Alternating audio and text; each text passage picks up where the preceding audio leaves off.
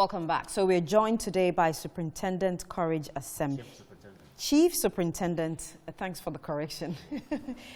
Chief Superintendent Courage Atsem, he is the Director of Public Affairs at the Ghana Prison Service, and he'll be helping us with a conversation that aims at assessing the correctional facilities across the country. Good to see you, Chief Superintendent, and it's been a long time. Good to see you too, yeah, really long time. I was so happy when I heard that you were coming on Good Afternoon, Ghana. Glad to hear that. Yes, and we're also grateful that you spoke to us to give us some clarity during the Akuapem Poloo case. Yes, we're grateful for that. I'll start first of all, maybe give us a bit of a background about Ghana's prisons. We know there are about 43 of them. We don't know if all of them are operational and how are they distributed across the country. Just a bit of background to the Ghana Prison Service. All right, thank you very much. Let me say good afternoon to our cherished viewers in the first place. We have, at the moment, a total of 44 prison facilities. Okay. But if we want to add the other establishments which do not hold inmates, then we'll say we have a total of 46 prison establishments. What are these other, are they the juvenile facilities? The juvenile facility, our training school, yes, and then the prison's headquarters. And how are they distributed across the country, in the 16 regions? Yes, I would say that at first when we had the 10 regions, we had prisons across the country in every region. Okay. As we have done the distribution, I mean the additional regions, some prisons already fall within the new regions. Okay. And then there are some new regions that do not have any prison as we speak at the moment. Okay. And so generally, I'll have our prisons across the country. Okay, but predominantly, will majority of them be in Accra? Not at all. Okay. Let's also look at the gender breakdown. How many of the prisons are for males? How many are for females? Out of the number, we have 7 for females. Okay. 7 for females. Yes. So that will mean, if my maths is correct, about 40 for males. Yes, yes. If it's yes. 47. Oh, wow. That's interesting. 38. That's my producer just did the math, so 38. Okay.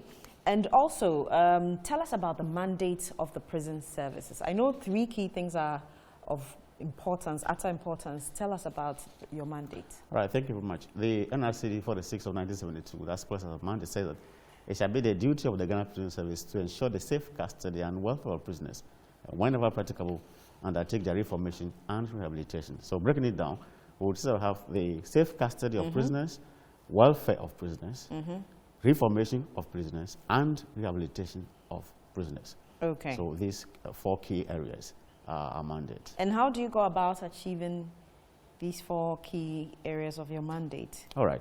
I would say that as far as safe custody of prisoners is concerned, we have done very, very well over the years, because hardly would you hear of prisoner escapes and riots and things like that. So as far as safe custody is concerned, we have done very, very well. The other areas, reformation and rehabilitation, we are doing a bit. We know we can do better. We have a number of things that we do, that we take our inmates through, all aimed at reforming them and transforming them and turn them back into society as productive citizens. And then the welfare. Yes. The welfare has to do with their feeding. That is where we have a little bit of challenge. And then their health care needs. There, I would say that we're beginning to see much improvement. Many of our prisons now have higher status of healthcare centers, upgraded from infirmaries to clinics. Okay. So we are seeing much improvement there. I think about 4 years ago, we didn't have even a qualified medical doctor as a service. Whoa. But now we have at least 2 medical doctors and a number of Are they working nurses. for all the prisons? Yes, so they are stationed at a particular station. For instance, in some, we have 1 there. But I said when there's a need for him to move to any other prison, depending on the health needs assessment over there, they do that. But that would be a lot of strain. It is. So we need more. Definitely. let's look at the matter of safe custody, and this. I have some research from I think last year, which was about inmates as well as officers there contracting COVID. There were a number of them. I would just like to get an update. I think we're told that this was revealed in December 2020. So 54 prison officers, 44 inmates had contracted coronavirus. This was in the 2020. What's the latest? The latest is that we just had additional 2 on the part of inmates. But officers, the number is still in start. Oh, okay. So what happened to them? Did they go for treatment, those from last year? Yes, so are they recovering? Yes, well, they have all recovered. They've recovered. Yes. What has been the practice was to work in collaboration with the district health directorate, and then they come in and support our medical staff in the treatment of affected inmates, or infected inmates, as you said. Okay. And the recent 2, how long ago was this? About 3 months ago. Okay. So that has also been sorted. Okay. So they've also, you're working with the assemblies, the health officials of the Yes, district too. Yes. So where are they? They've been sent to the hospital, or? No, we have designated places where they can be treated in-house. Oh, okay. So you have your own isolation centers. Yeah. Okay. Okay, that's interesting. And for that, congestion is a matter that has come up severally when the prisons are mentioned, and with COVID, then you must have done something right if you're not recording that many cases. Yes. Knowing our congested prisons, our focus first of all was that prevention should be the key, because we knew that should we record any case among the congested prisons, it would be very, very difficult to control. And therefore, prevention. So one of the things the prisons administration, in conjunction with other key stakeholders, has done was to designate some 7 facilities purposely for new admissions. So all new inmates that were coming in were being sent to these 7 places, avoiding the possibility or the risk of higher contamination with the higher population. So, and that has been. So they would be there for how long? No, for until. Oh, that would be notice. there. Okay. Yes. Okay. So that they don't mix with those who are already there. Exactly. And I must also put on record that all the cases are recorded on the part of inmates have all been imported into the prison. Important in the sense that no single inmate got infected within the prison facility. There were new ones that were being brought in. Okay, that's good to hear. So, but what about, for instance, their sleeping arrangements? It hasn't changed.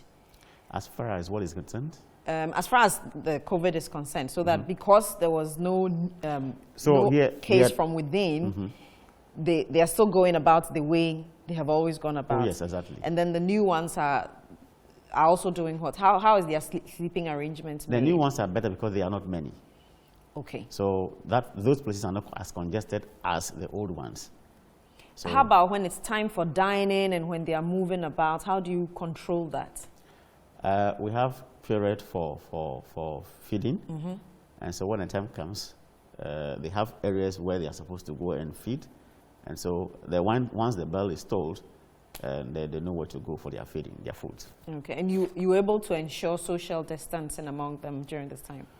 In the congested prisons, it's a bit difficult. So what has actually performed the magic or the trick for us was the fact that we decided not to mix the new ones with the old ones. The old ones, once they are being in custody for over years, we believe that they are more or less already quarantined. Okay. And so mixing them with the new one would have been a danger. So once we decided to prevent that contamination, I believe that it's been good so far. Okay, let's talk about feeding, which is a major welfare issue for the. Before we come to feeding, let me also add that as far as COVID is concerned, in the entire country, we have not recorded a single death-related case of COVID-related, in any of the prisons. Not at all. That's impressive. Okay, so let's look at the feeding matter when it comes to welfare. This is also an age-old problem.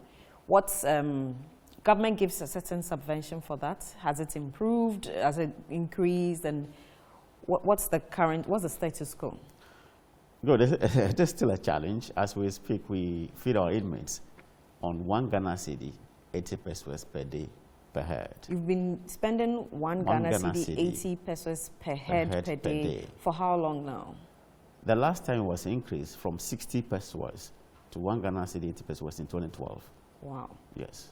So since then, we haven't seen any increment.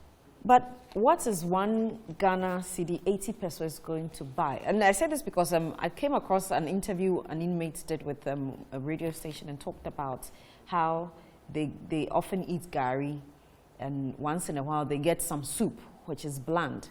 What realistically can 1 cedi, 80 pesos do? Realistically, for 3 you would square say, meals ideally. Yes, realistically, you would agree with me that it's practically impossible. So I would say that our officers in charge have been performing some magic to be able to feed these inmates over the years. What magic? One thing that we do is we also engage in some agricultural activities. Yes. So we are able to use some of the produce to supplement what is provided by government. And then also we get some donations that are also used in supplementing what is provided. And then also inmates are free to receive visits from their relatives. Who can bring some things? I would say that a good number of them get visits where food is brought to them, and sometimes they share with other colleagues. And I would say that these are some of the measures that have been put in place. But the Interior Ministry should be aware of this. Our sector ministry. That's your sector ministry, certainly yes. Aware. Certainly aware. And what kind of conversations have gone on to address this? Yes, I'm aware that the Prison Administration has been having discussions with government, and discussions have always been positive. But you see, the thing is, government provides things as and when funds become available, and looking at the scale of preference. So they will attend to more pressing issues first. For instance, feeding of inmates certainly would have to be provided. Officers' emoluments certainly would have to be provided. So when these ones are sorted out first, that is when we begin to look at other areas.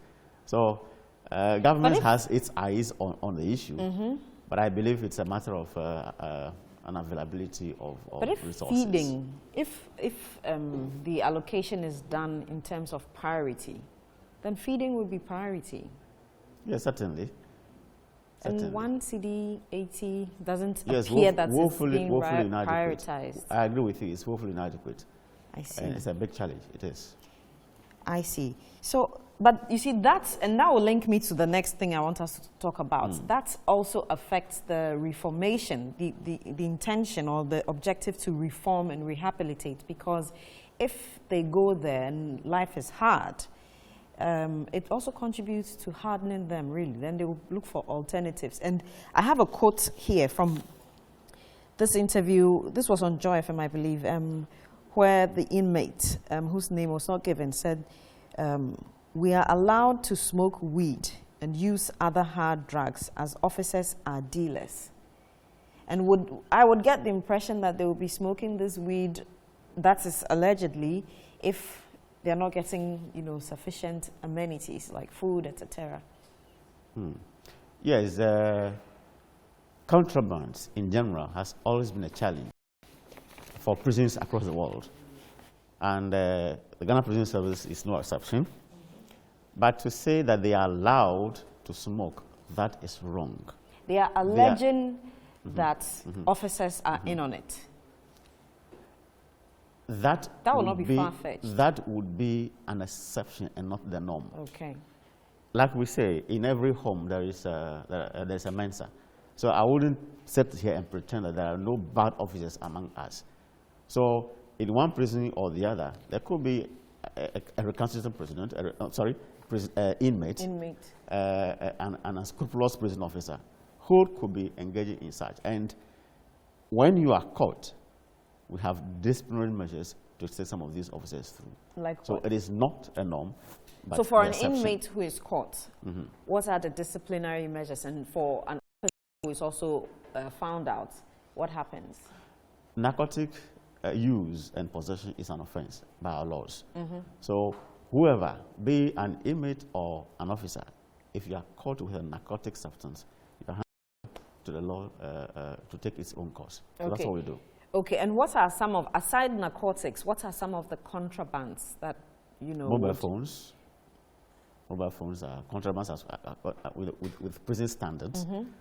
Unfortunately, we do not have any law as a country that bans the use of mobile phones by any person. And so it's an internal mechanism that we use in controlling our inmates, because we are not cutting communication, but we are trying to avoid a situation where inmates who have access to mobile phones in custody could be using it to probably organize other colleagues outside for criminal activities. Had it not been that aspect, I believe that inmates could be allowed to use mobile phones. So in some key facilities, in Sawam and Kafo Maximum, for instance, we have installed landline phones for them to use, at least for their communication purposes. But if these landlines are there, I'm sure they are given designated times where they can access these phones, no? Yes, of course. They are supposed to go to bed after 6 o'clock. So after 6 o'clock, you will not be allowed to come and make any call. Okay, 6 p.m. so all day up to 6 p.m. is when they can't access. It's when they can access the phones. And do you monitor then? Do you know who they are calling? Because you said, for instance, you said that the restriction on mobile phones really was to prevent the instance where they will be engaging or organizing with people external to the facility. But with the landlines or the mobile telephones that you have in there, how do you ensure that doesn't happen? Yeah, so it is regulated. It's regulated. It's regulated. And under this provision of officers, except that would not be too close to you to hear the exact details you are using. But the fact that you are aware that somebody supervising you who has eyes on you is also. What if they are speaking coded language? Officers can detect that? Well, yes, we have our ways. That's interesting. That's interesting. Okay. So I was also asking about, so mobile phones, what else?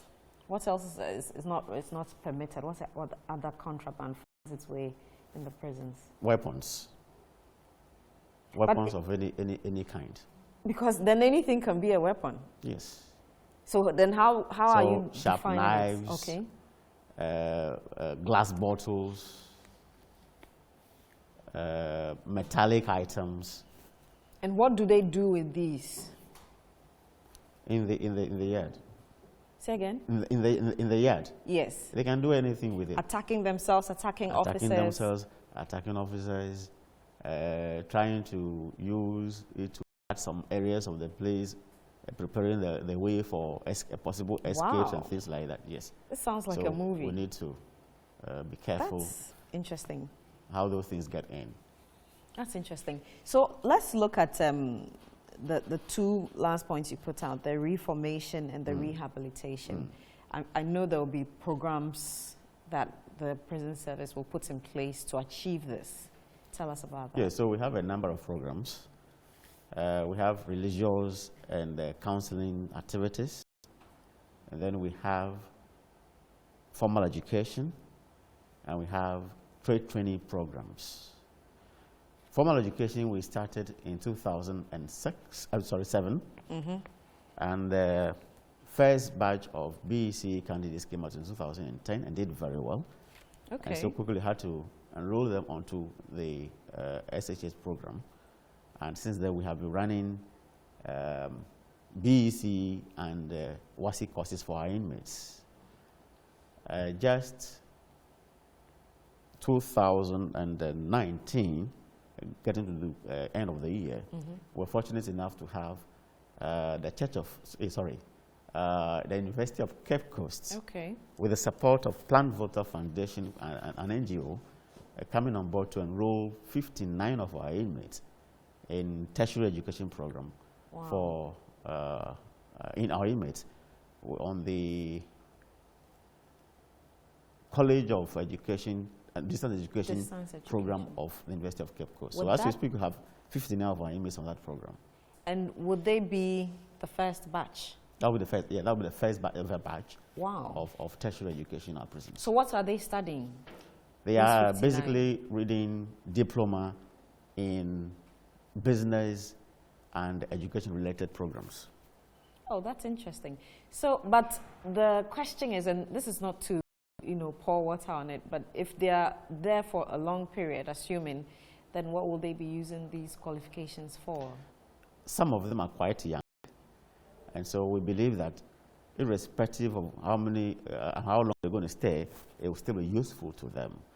And then it's a good question you ask. It also brings to the fore the fact that very long sentences are not, so to speak, counterproductive to our reformation programs. I see. Because, for instance, as you rightly pointed out, if somebody is going to stay in prison for 100 years, and you want him to go to school, at which time is he going to go out to make use of it?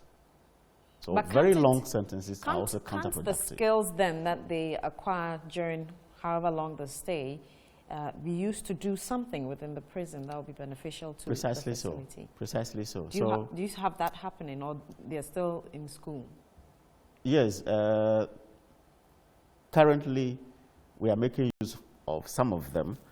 Some who have completed the WASI program and are pursuing the education, are helping other inmates who have the requisite qualification to teach those at the BEC level, together with officers. We have engaged some of them of that sort. We really should go with you one of these days with our cameras. It's very interesting. You're most welcome. So what kind of grades did they get? I'm curious about that. For BEC, for WASI, what kind of grades? Very good grades. Very good grades. The most recent one of the Senior Correctional Center, where all 25 inmates presented, 100% pass. Wow. Out of which... this is for which level? BEC. BEC, okay. Yes. Of the Senior Correctional, the Junior Center. All 25 passed. And all except 4 have gotten placement in various senior high and technical schools. And out of this number, 14 which is of also them, distance learning. Yes. Good. No, not distance learning. They go to the schools. They go to the schools? Yes. Wow. How does that work out? We have an arrangement. Okay. They are taken to the school, and after school they come back to custody. So they mix with the students? Oh, yes. And there isn't any ostracization or any kind of discrimination going on? Wow. But isn't there a genuine concern too that because they're coming from a prison, a certain fear that they could harm others? No, so far we haven't had any such experience. We do not expect to have that. Officers go with them? Yeah. Okay, so to supervise. Okay, that's impressive. But we wouldn't keep officers on them as if they are going, like when they are going out for outdoor labor and that kind of thing. No, at a distance. And they are free to go to school and come back. Wow. The driver goes to drop them. After school, the driver goes for them. Well, that seems very, privileged, because somebody will pick a public transport and you get to go, dropped and come back. That's not bad. That's not bad at all. It is not a very easy thing to do. And so there's a need also for us to be able to motivate them in a way so they'll be more interested in pursuing their goals. How were they always excited or keen on getting or becoming part of this formal education program? If not, how did you get them to be interested in it? First of all, we sensitize them. We let them know the opportunities available and how useful it could be to them. And in fact, I must say that it's not compulsory. Okay. Because somebody can say that, I know I've committed a crime and I'm being punished. My punishment is I'm in prison. So why are you forcing me to go to school? So we sensitize them. Those show their interest, we enroll them. And those who are not interested? Mostly, oh yes, we can't force anybody to go to school. And mostly it's the young ones. Who are not interested? The young ones are more interested. Are more interested. Yeah. Those who are not interested, do they eventually see what's going on and come back and say, okay, please include me? Yeah, so some who are reluctant at a point come back. Okay. Yeah, so if this year you miss the opportunity and you show the interest, next year we can enroll you. Okay. So what will be the plan for particularly the young inmates who complete their courses. You talked about this arrangement with University of Cape Coast. If they get their degrees and eventually they are released, what's the arrangement to get them, back into the system, getting jobs? How easy will it be to get a job when, you've been convicted, that's on your file and all that? That one has a little bit of challenge, even because even our laws prescribe a certain number of years that you need to do after a prison sentence before you can access any public employment. And so I think those are areas as a country we may have to take a second look at, because if we say we want them to be reformed, and they go to school and they are reformed and they come back, they have qualifications, and we are saying because you have been to prison, you cannot be engaged, you cannot be employed. Well, maybe you want to employ the same strategy with getting the schools to be open to them when you come into the public organizations who would... Yeah, so those matters are being discussed at higher levels. Okay, so we'll see what that would be very interesting. Anything else you want to touch on with the formal education program so that we can move on to the other programs, religious, trade and all? Anything quickly? Yes, quickly, I would just want to add that we are using officers and inmates and Ghana Education Service staff posted to teach in the prisons. And there's a challenge with using inmates, because you can be using an inmate who is very good and teaching others, but at the same time he's thinking of his release. So while he's teaching, he's working on an appeal. One day he could just go to court, he is successful in his appeal, he goes away. So how to quickly get a replacement becomes a challenge. But if it is a GS posted staff, then we know that we can have him or her for a longer period of time. Do you have a significant number of inmates teaching, helping with the education program? Yeah, quite a number, yes. Okay, so that's a concern. Okay, so let's look at the bits on religion, the religious part of the rehabilitation. Yes, so we have reverend ministers who are officers, and we have clinical psychologists. So this will cut across how many religions, which religions? Predominantly Christian and Muslim. Okay. So we have our imams as well. Okay. Yes. Who engage these inmates on various programs, all aimed at working on taking off the offensive conduct. Okay. And so we have other partners, other church religious groups, and NGOs who are faith-based organizations that come in to also support us in working on the... Does the God factor work in reforming the inmates? Do they have, from your estimation or from your point of view, do you truly believe that they have this, encounter with God where they realize their errors or their mistakes and want to change? I would say yes. Because sometimes when you hear what brings some of them into custody and you see how they are behaving in prison custody, you would see that there has been a change somewhere. And that change could be attributed largely to the God factor. How do you know it's genuine change and it's not, acting or trying to be of good behavior so that it helps out maybe during an appeal or something? Well, that point is also there. But with our training, we are able to detect when we are trying to fake something or we are actually genuinely reformed.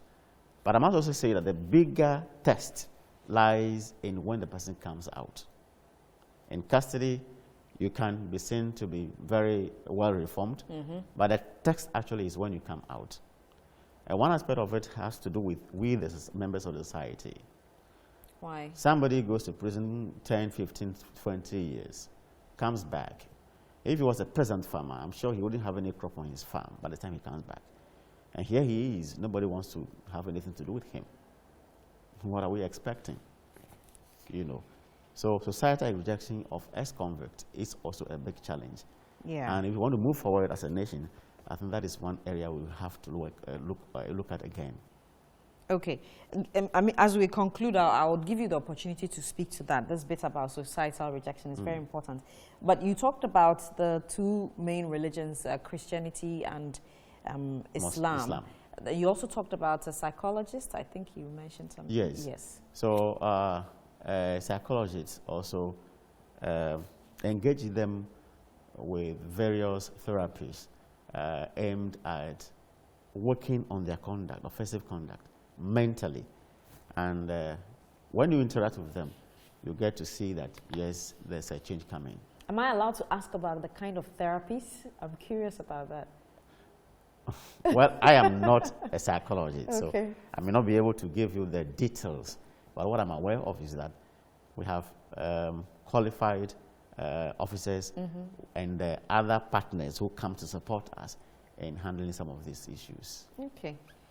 That's interesting. Let's look at the trade training, I believe. Yes, tell us about that. Yes. So not everybody will be interested in going to school, and so others who would not be interested in going to school do other things. So we have trades like carpentry, tailoring, batik tie and dye, kente weaving, crocheting, macrame, and things like that for both male and female inmates. Okay. And a good number of them take some of these jobs seriously. And some are out, I'm aware, some who are practicing the trade they learned in prison, and they are fending for themselves. Because there will be some entrepreneurial skills in there. Yes. So that unlike, and this is not to whittle down the formal education, but unlike the formal education, here they get to learn skills with their hands, so that if they went out, they wouldn't have to go and look for a job from somebody who would say, no, you on your record you've been convicted, but they can just, for instance, start up their own little carpentry gig. That's the idea, no? That's the idea. That's the idea. Okay. And another challenge that has to do with that is setting them up. We are not well resourced enough to be able to take on board that aspect, effectively. So we train them, they receive the training, when they are going, we are not able to give them anything to go and start up capital to start off.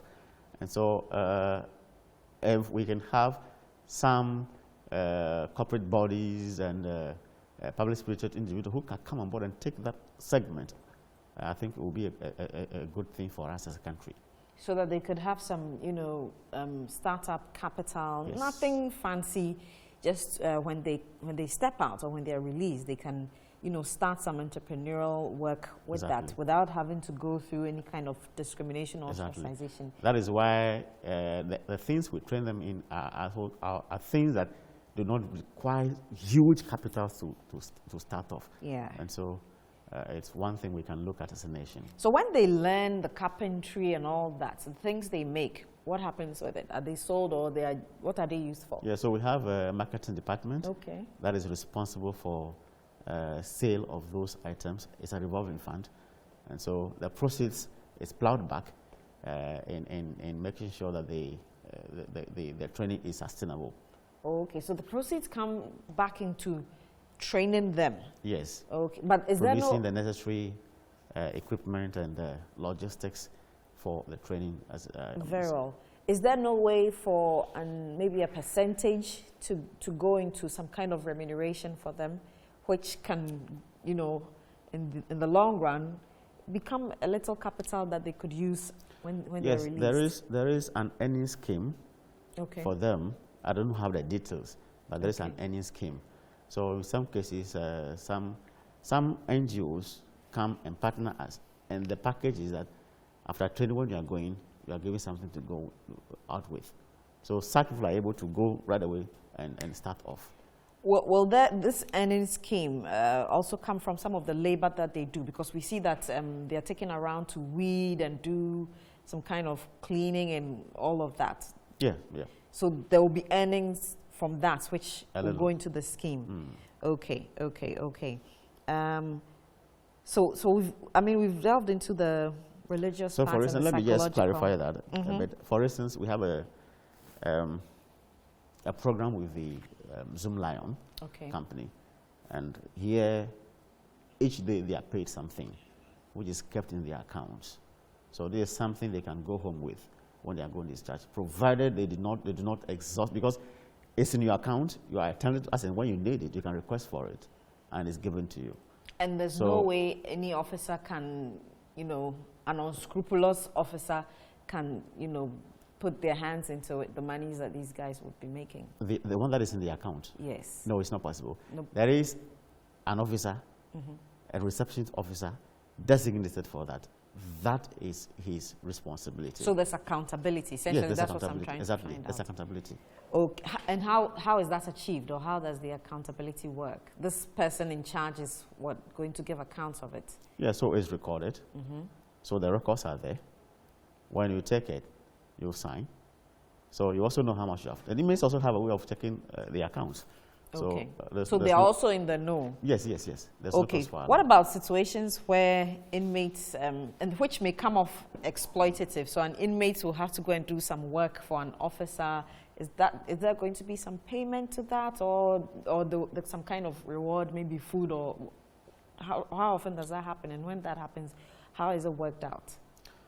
You cannot just by virtue of being an officer take any inmate to go and work for you just like that. Okay. There are structures in place. If I need a new inmate to come and work for me right now, I need to go and see the officer who is in charge. And a payment that an outsider would have to make to be able to use that inmate is the same the officer will also pay to take the inmate to work for him, and it's accounted for. Okay. So we're speaking to Chief Superintendent Courage Atsem. He's the Director of Public Affairs at the Ghana Prison Service. We've been trying to assess the state of correctional facilities. Some interesting discoveries, and it seems like in some cases there's magic that the prison service is doing to keep things running. We hope that the Interior Ministry and the appropriate authorities also private organizations, NGOs can, you know, come to their aid where necessary. We'll take a break at this point. When we come back, we'll be looking at other areas of reform, such as, I think we've touched on, we haven't gone into agriculture. We'll go into agriculture properly. We've looked at the religious and the psychological. We've looked at formal education. We've looked at trade training. So when we come back, we'll look at agriculture. We'll also try and digest properly the challenges and the way forward. One of the biggest difficulties he's mentioned is societal rejection. We need to look at how the society will not forget the people in there and also find a way to embrace them or get them back into the society. Stay with us and do send your messages across.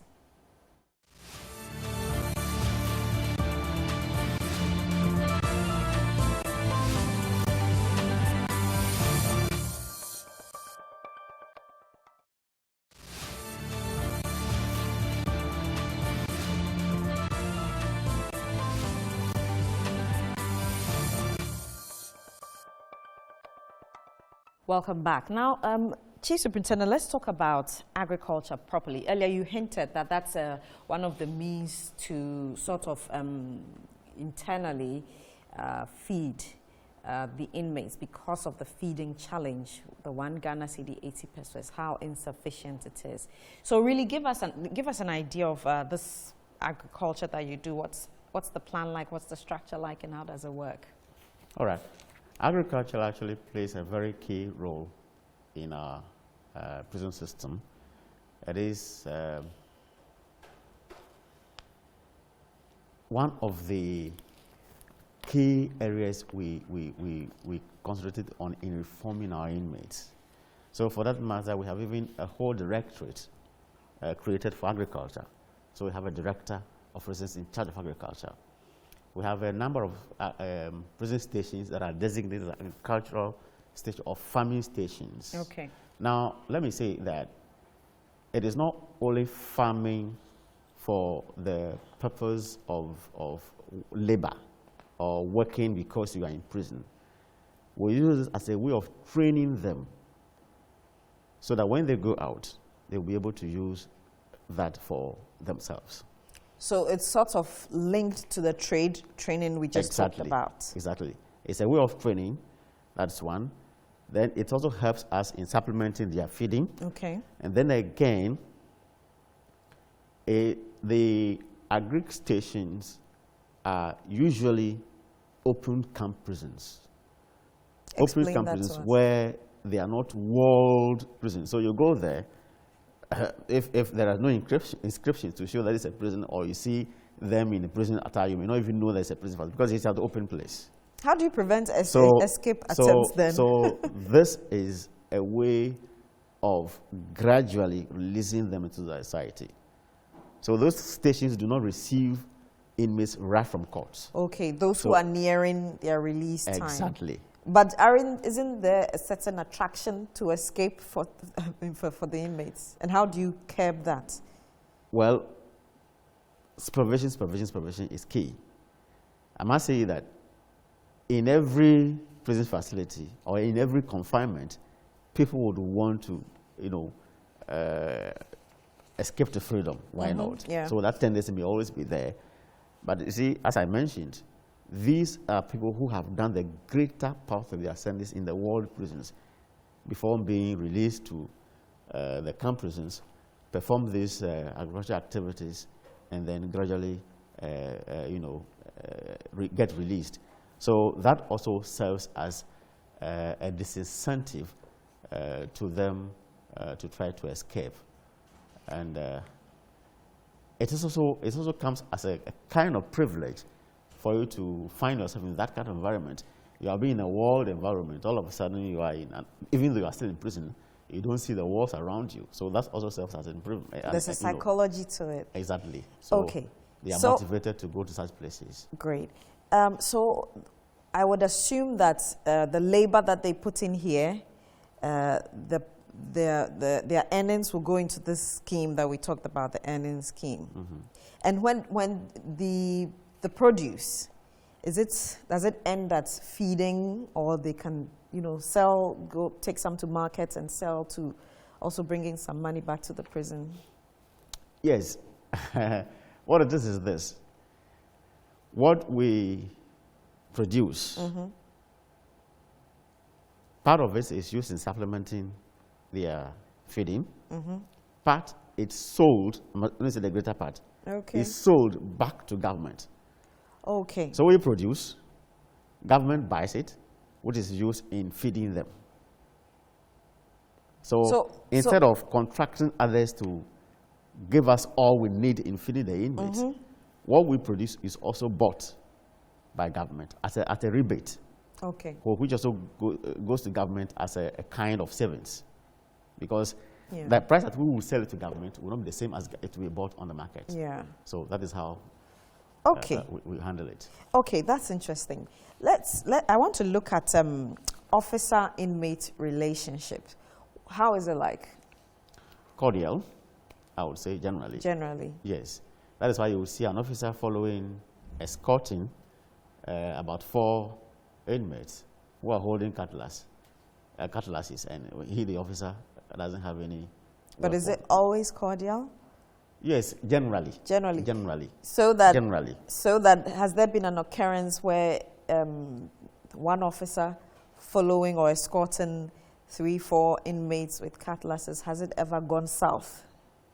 Such an instance? No. Okay. No, not one I can recall immediately, no. But what has ever happened that I can recall was a situation where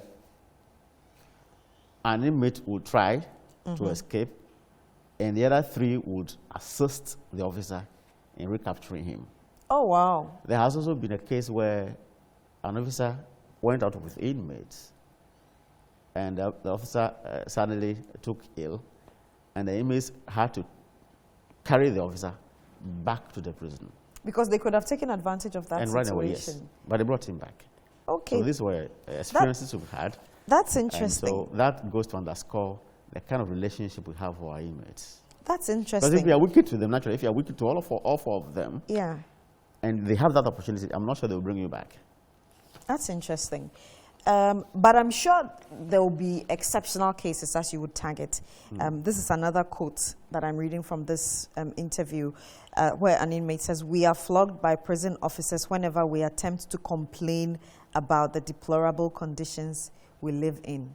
How do you react to that? That can't be true. That cannot be true. Flogged for complaining? Yes. No. Not even for attempting to escape, but for complaining. That can't be true. I mean, you can see on the surface, that can be true. We have internal disciplinary measures. So where you flout certain regulations, you are supposed to be disciplined. The disciplinary measures are there and you are taken through. Okay. But for an officer to flog an inmate for complaining of deplorable conditions, are we saying we are happy about those deplorable conditions? We are not, because we live in there with them. Okay. Once you go to work, you will enter the gate. The gate is locked behind you. So until you also finish your work and go out, you're also in confinement. Okay. So the conditions in there are deplorable. You're also affected in one way or the other. Okay. Now let's look at the challenges. Already you've touched on congestion and feeding, but to put it in perspective, it comes to the bigger problem of population in the prisons. And your population is growing, crime is happening, people are getting convicted. What's the plan to deal with the rising population? Thank you very much. A number of things. One, you may be aware of the Justice for All program. Yes. Which first of all seeks to give justice to whom justice has been denied. And then it ends up also in reducing the remand numbers. The Justice for All program came into being as a result of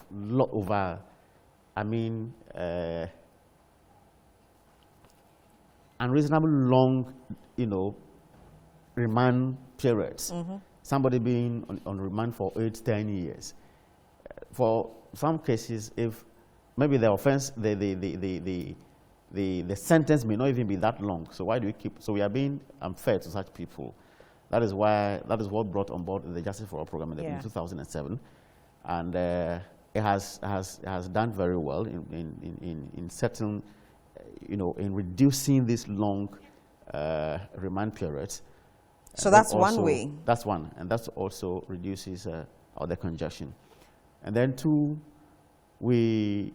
currently government is putting up a remand facility in Sawam. Okay. Of a capacity of 800.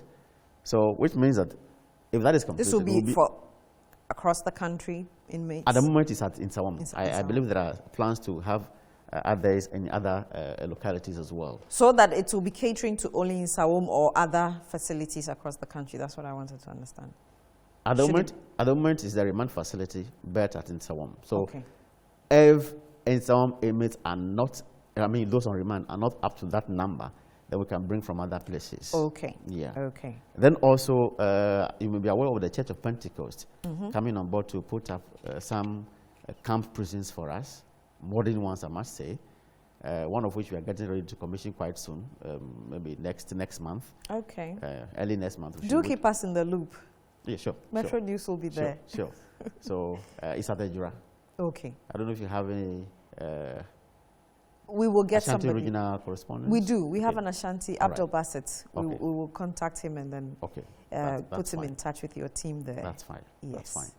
So now let's look at societal rejection and how you're going to deal with that. You've got hundreds of inmates, some of which will be released to a society that has a certain perception about who they are or who they have become. What's the plan? What's the strategy? You see, we as a country say we want people to be punished for crimes they have committed. So they go to prison for it. Now, unless, of course, we are going to throw them in there and leave them there forever, then we can just throw them, lock the key, and feel free. But that's not the case. The Wamis come back to us. So the question is, how are they coming back? That is why the reformation is very important. And so if somebody goes to prison and gets reformed, comes home and doesn't know where to even sleep because family has rejected him, what we are doing is that we are pushing him back into crime. Yeah. And if he goes and this time around it becomes more hardened, you don't need to complain or you don't need to look far for the cause. We ourselves are part of the cause. So I would just use the opportunity to appeal to all of us that when our own people go to prison and come back, let's accept them for them to be able to resettle. Okay. I want to go back to the population matter. Just quickly, I forgot to ask that. What's the officer-inmate ratio? As we speak, we have over 13 inmates, 13,081. as against a little over 8,000 officers. This is nationwide? Nationwide. Okay. Yes, so I'm sure. Okay, my producer will do the math. My producer will do the math. Quickly, I want you to settle this matter with Rosamond Brown, also known as Akuapem Poloo. The day that she was granted bail, we did our checks and found that she was still in custody. I think it took about 48 hours before she was eventually released, but it was a matter rather of procedure. Yes, so maybe educate us and let's settle that matter. I do not recall the exact date she was brought into our custody, but I must say that in all, she spent one night in our custody. She was brought, and the following day, even though the bail was granted, we heard in the news that the bail was granted, we received the court order in respect of her bail the following day. Okay. And we had to get in touch with the police detective on the case, the investigator, for us to arrange a meeting in court for them to be able to execute the bail bond. Because if you take her to court and the detective has not gone to do the necessary assessment to be sure that she can meet the bail bond, then taking her to court will be in vain. So we had to make all these arrangements before we could bring her the following day. So she spent one night? No, one night in her custody, one night. Okay, you were going to say something, sorry. You said once she was brought in. Okay, no, carry on. I don't want to interrupt you. I think I've lost track of what I Okay, sorry about that. So that when she came there, was she given any special kind of treatment? What was it like for the female facility that she would have gone to? What was it like? Well, I was personally not there. Okay. But knowing the female facility as it is, if you compare the conditions prevailing at the female facility to that of the male, you would say that the females are basically in boarding schools. Okay, so because there, everybody has a bed. Everybody has a bed. Yes. Unlike the male, and we have excess beds. Oh. But this place has a capacity for 200, and we have less than 100 in there. Oh, I see. So as far as congestion is concerned, we would say that our female facilities are not congested. How about the feeding? Feeding is the same rate. Okay. Except that when it comes to women, women seem to attract more attention than men. So more of the donations go to them. Okay. And yeah, family members also come to visit. So yeah, I think they are managing. Okay. So one night, the next day, you went through the processes and she was gone. Yes. Yes. Okay. Yes. Okay. Okay. Now, maybe touch on Nigeria. I'm looking at how much time I have. Touch on Nigeria. There was a recent prison break where we understand the perpetrators went with bombs. You know, they were heavily armed and tried to break out prisoners, some of which we suspect may have even trickled in here. When you hear things like that, okay, and you run a prison, for us outside the prison, there's a bit of concern about whether or not the Ghana prisons facilities are secure enough to withstand maybe far-fetched, but a situation like this. What do you say to that? Can you give that assurance? Security is a daily business. So once you hear a thing like that close to you, it gives you a signal for you also to set up. So we are ready. We do not expect any such things. Looking at the structures you have put in place. By security, you have two aspects. You have the static security and have the dynamic security. The static has to do with the structures put in place. I bet you can put, the highest wall over here around us. But if we want to find a way of getting out, we'll do it. So the dynamic security, that has to do with the human beings, the officers, is also very, very key. Okay. That is one area we focus on so much for our programs. Okay. Okay. I think I have about 2 minutes more. I'll give you final concluding remarks, and then we can wrap it up. All right. Thank you very much. As we know, we have a number of challenges, and it was as a result of these challenges that the Prison Service Council came out with a project dubbed Project Efiase. Efiase is an Akan word, meaning prison, which seeks to seek support and collaboration from corporate bodies, NGOs, public-spirited individuals, and even government to look at our prisons, to modernize our prisons so that the reformation and rehabilitation agenda or mandate of the Ghana Prison Service can be more effectively done. Okay. Because if we continue to warehouse criminals, then we are not achieving any target. Because if those who go in come out and they have to go in again, then it means we are at point zero. So that is a project that is very important and very dear to the prisons administration. And I would want to just appeal to the general public that they should support this agenda of Project Efiase for us to be able to embark much more effectively on reformation and rehabilitation for our inmates. Okay. That said, we wish you all the best with Project Efiase and all other projects. But my guest has been Chief Superintendent Courage Atsem, the Director of Public Affairs at the Ghana Prison Service. We're grateful to him for his time, and we're grateful to you for watching. Thank you very much. My name is Francisca Kakrafos, and join us again another time.